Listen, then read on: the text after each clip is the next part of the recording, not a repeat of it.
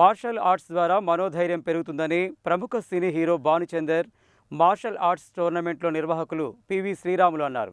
Martial arts వల్ల శారీరక దారుఢ్యం కూడా పెంపొందుతుందని అన్నారు.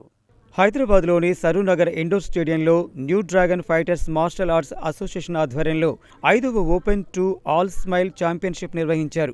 ఈ పోటీలలో నల్గొండ పట్టణానికి చెందిన స్పోర్ట్స్ కరాటే ఇండియాకు చెందిన విద్యార్థులు సిలివేరు యోగేందర్ గోల్డ్ మెడల్, తలారి చేతన్ సిల్వర్ మెడల్, మొండికత్తి హిమ సిల్వర్ మెడల్ కైవసం చేసుకున్నారు.